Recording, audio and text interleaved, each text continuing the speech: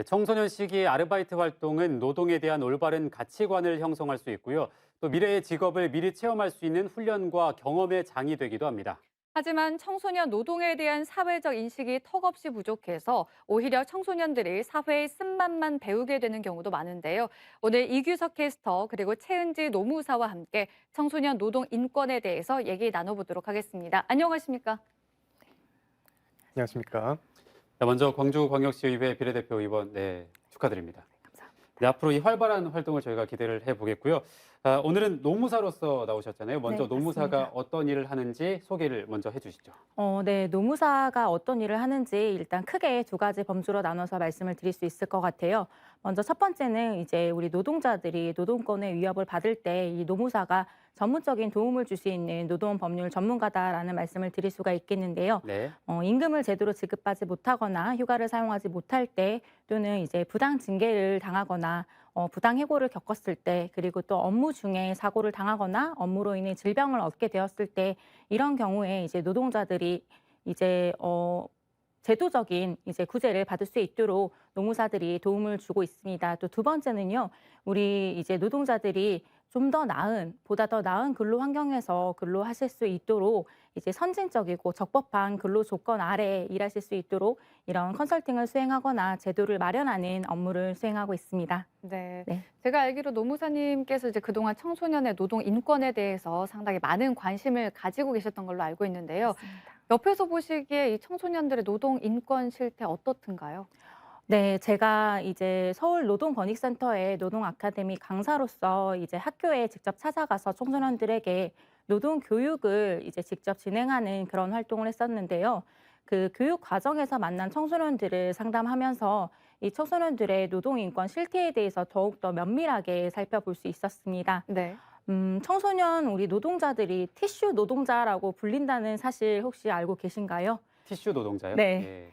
이 티슈 노동자라는 이야기는 이제 청소년들이 쉽게 뽑았을 수도 있고 또 한 번 쓰고 버릴 수도 있다는 의미에서 붙여진 이름인데요. 이렇듯이 우리 청소년들이 이제 근로할 수 있는 사업장의 수도 부족하고 또 만약에 청소년들이 취업을 했다고 하더라도 이 청소년이라는 이유로 임금을 제대로 지급받지 못하고 또 연차 휴가도 보장받지 못하고 그리고 직장 내 괴롭힘이라든지 또 성희롱 등 부당한 대우를 굉장히 많이 받는 것으로 네, 그렇게 이제 상담을 많이 진행을 했었습니다.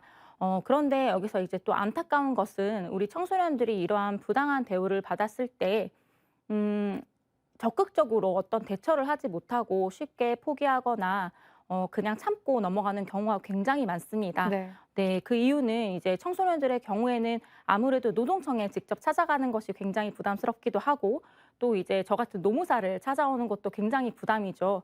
그래서 만약에 우리 이제 청소년들이 노동청에 신고를 하러 갔다고 하더라도 그 금액 자체가 굉장히 적고 또 근로 계약서가 뭐 제대로 마련이 되지 않고 또 사실 입증이 어렵기 때문에 구제가 어렵다는 그런 안타까운 측면들이 많습니다.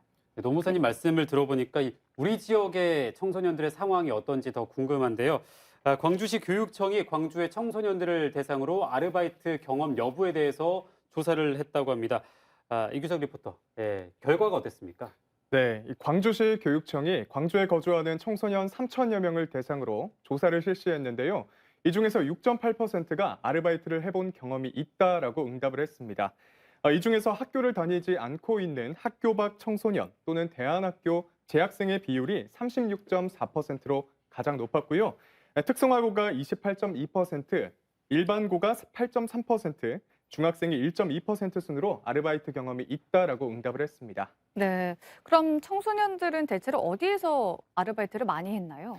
네, 광주의 청소년들이 가장 많이 한 아르바이트는 바로 패스트푸드점과 음식점 아르바이트였습니다. 이어서 편의점, 전단지 돌리기 등의 순으로 나왔는데요. 중학생과 고등학생으로 한번 나눠서 봤을 때는 중학생은 전단지 돌리기와 편의점 알바를 가장 많이 한 것으로 응답했고 고등학생은 패스트푸드점과 음식점 아르바이트를 한 비중이 가장 높았습니다. 제가 실제로 나가봐도 이 청소년들이 일하는 모습을 가장 쉽게 볼 수 있는 곳이 편의점이나 패스트푸드점인 것 같은데 그만큼 청소년들의 권리 보장이 더 잘 돼야 될 것 같은데 실제 상황은 어떻습니까? 네, 안타깝게도 이렇게 청년들이 이제 가장 많이 일하고 있는 이런 사업장 중에 대부분은 이제 상시 근로자 수가 5인 미만인 사업장이 많습니다. 상시 근로자 수 5인 미만 사업장은 지금 현재 이제 근로기준법의 여러 규정들이 적용이 제외가 되고 있는데요. 예를 들면은 이제 연장, 휴일, 가산 수당을 비롯해서 연차 휴가의 적용도 받지 못하고 있고요. 또 부당해고를 당했을 때도 이 구제 절차를 신청할 수가 없습니다. 그래서 우리 이제 청소년들이 부당한 해고를 당하거나 또 임금을 받지 못했을 때도 매우 이제 노동법 보호의 사각지대에 있는 경우가 많고요. 또 이제 주목할 것은 우리 이제 배달 노동자들이 늘어났다는 것인데요. 코로나19로 인해서 우리 플랫폼 노동, 배달 노동 업계가 굉장히 성장을 했습니다. 다른 업계는 이제 침체된 것에 비해서 배달 업계는 성장을 했는데요. 우리 청소년들이 쉽게 취업을 할 수 있다 보니 배달 업계의 유입이 굉장히 많이 늘어났습니다. 하지만 이제 안타까운 것은 우리 플랫폼 배달 노동자들의 경우에는 특수고용직으로 대부분은 업무를 진행을 하기 때문에 노동법의 보호를 받기가 굉장히 어렵습니다. 또한 이 2020년 한국산업안전공단 자료에 의하면 지난 10년간 청소년 배달기사의 산재 승인 건수는 사망 63명, 부상자 3,092명에 이릅니다. 실제 승인을 받지 못하거나 민신고 건수까지 고려하면 많은 청소년 배달기사들이 정말 위험한 환경에 노출되어 있다는 것을 알 수가 있는데요.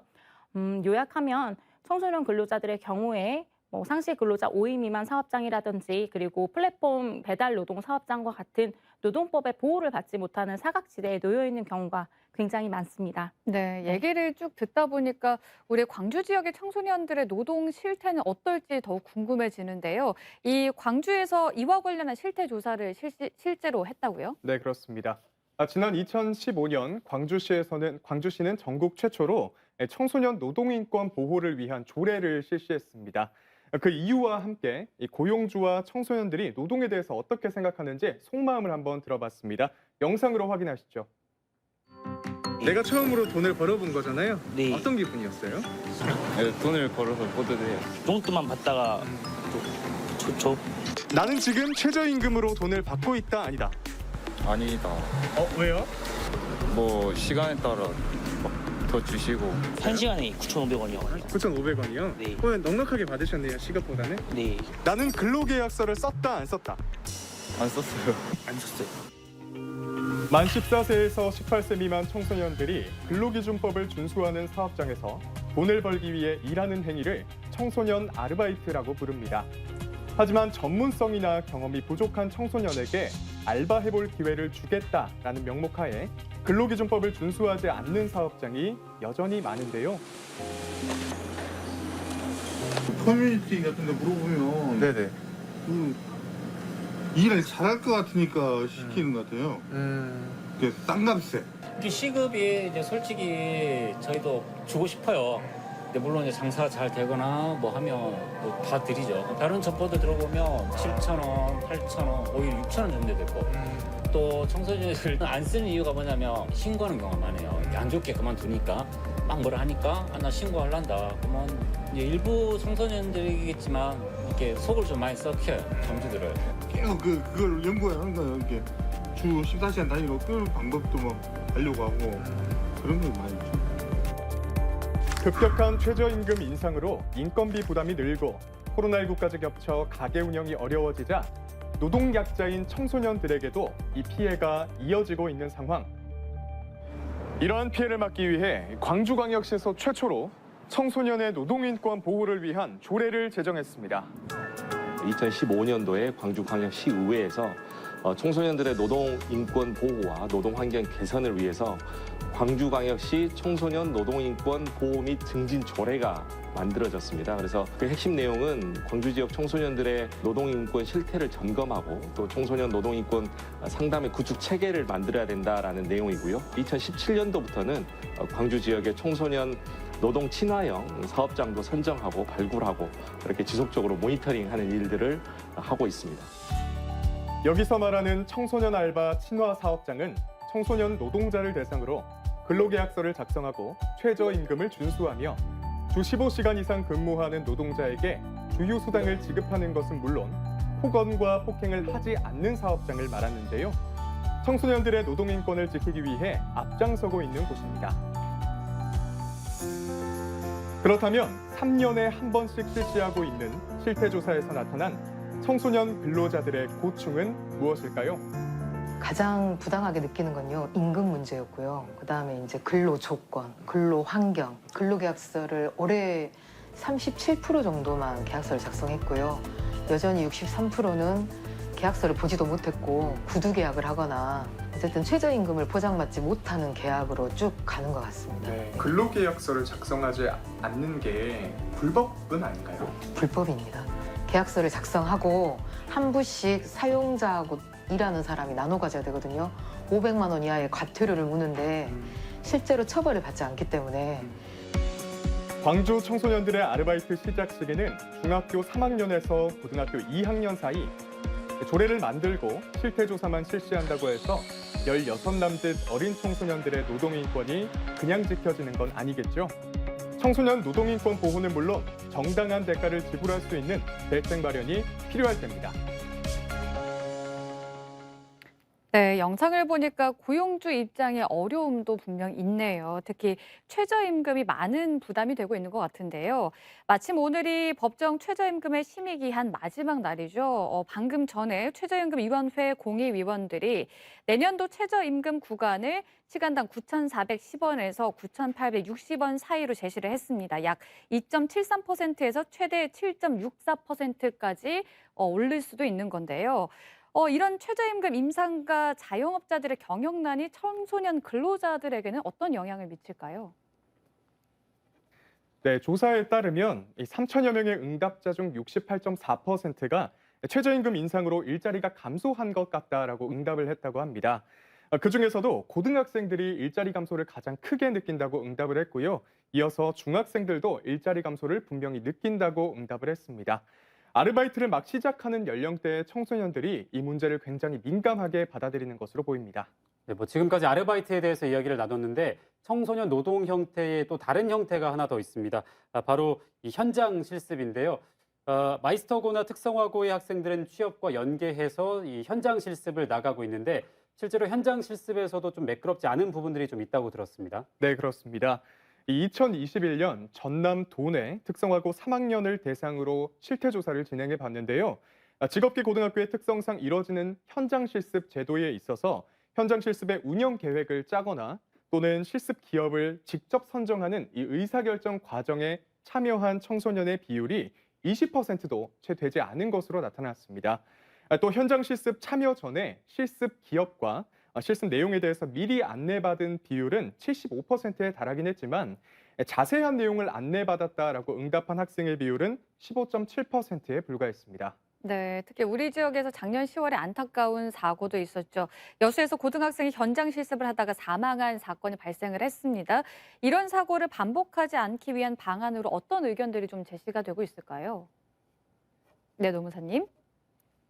네. 현장 실습 관련해서 이제 가장 문제가 되고 있는 것은 바로 이 현장 실습이 노동이 아닌 이제 교육 과정의 일환이라는 그런 주장과 그리고 이제 현장 실습의 경우에도 근로기준법에 적용을 받아야 한다는 이런 주장이 계속적으로 대립하고 있는 형국입니다. 또한 중대재해처벌법과 관련해서도 이런 직업계교 현장 실습생들에게 이런 중대재해처벌법을 과연 적용할 수 있을지에 대한 논란이 계속적으로 일어나고 있습니다. 우리 이제 이 노무 제공 대가를 받는지 여부를 따져야 되고요. 또 근로기준법에 적용을 받는 이제 근로를 진행했는지 여부를 따져야 되기 때문에 이런 부분들은 계속적으로 지속적으로 이제 논의가 될 것으로 보여지고요.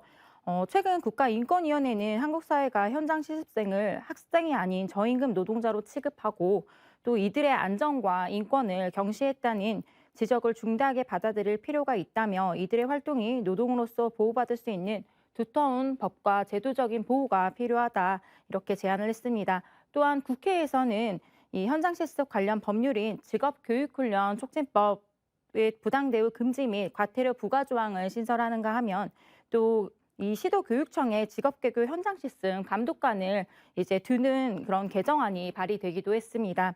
하지만 보다 더 근본적인 해결 방안은 바로 제가 앞서 설명드렸듯이 이 현장 실습생의 이제 법적인 지위 그리고 개념을 명확화하는 것이겠죠. 우리 이제 현장 실습생들이 학교와 그리고 이 실습장 이 두 곳 양곳에서 모두 이제 인권 침해를 당하고 또 이렇게 사망 사고가 일어나는 등 이런 안타까운 대우를 받지 않으려면은 우리 사회에서 이제 근본적인 대안 마련이 필요할 것으로 그렇게 저는 생각하고 있습니다. 네, 뭐 방금 말씀하신 대안 마련과도 좀 관련이 될 것 같은데 네. 오늘 여성가족부가 근로청소년 권익 보호와 노동인권 의식 제고를 포함한 제4차 청소년 보호 종합대책을 발표했습니다. 역시 이 사회적 약자인 청소년들을 보호하기 위해선 정부나 지자체의 노력이 중요할 것 같은데요. 그중에서도 어떻게 좀 구체적으로 노력이 필요하다고 보시나요? 네, 우선 우리 이제 광주광역시의 경우에는 청소년 노동인권센터가 설립이 되어 있습니다. 그래서 이 청소년 노동인권센터에 대한 이 적극적인 홍보가 굉장히 중요할 것으로 보여집니다. 청소년 노동인권센터의 이제 조사에 따르면은 우리 청소년들 중 절반 이상은 이 근로를 제공하면서 부당한 대우를 경험을 하고요. 이런 부당한 대우가 있을 경우에도 80%에 이르는 우리 청소년들은 아무런 대응을 하지 못하고 그냥 이제 포기하거나 참고 넘어가는 경우가 있다고 합니다. 우리 청소년들의 첫 근로 경험은 저는 그 무엇보다 중요하다고 생각을 합니다. 네. 이 근로 경험이 이제 앞으로 우리 청소년들이 앞으로 나아가게 될 이제 노동자의 삶이라든지 그리고 이 사회에 대한 인식 자체를 크게 구성하는 데 가장 중요한 영향을 미칠 수가 있습니다. 그래서 우리 이 사회에서 청소년들에 대해서 직업 교육만을 중점적으로 할 것이 아니고 이렇게 청소년들이 부당한 대우를 받는 경우에 상담과 그리고 이제 해결에 조력을 해줌으로써 이런 이제 안타까운 이런 상황들을 조금 같이 도와가면서 좀 해결을 해갔으면 하는 바람이 있고요. 두 번째로 이제 정부 차원의 해결 방안을 좀 말씀을 드리면은 정부 같은 경우에는 가장 중요한 것은 어찌됐건 이 근로기준법을 위반하는 사업주를 처벌하는 것을 실효성을 높이는 것이겠죠. 그래서 제가 이 노무사로서 이제 활동을 하면서 근로감독을 굉장히 많이 지켜봐왔습니다. 네. 그런데 이제 근로감독이 이루어질 때에도 이 근로감독이 최초 적발이 되면 시정 조치만 떨어지는 경우가 많아요. 그래서 이 시정 조치가 끝나면은 그대로 이제 처벌을 받지 않는 경우가 많고 또 입건이 되지 않는데 저의 이제 개인적인 아이디어로는 이런 최초 적발 시에도 좀 바로 입건이 되게끔 조금 근로감독 이 직무 규정을 강화한다면 훨씬 더 실효성을 높일 수 있는 그런 대안 방법이 되지 않을까 하는 말씀을 드리고 싶습니다. 네. 그리고 이제 마지막으로는 이 정부와 지자체 공동의 이제 방안인데요. 노동 인권 교육의 중요성에 대해서 제가 항상 말씀을 드립니다.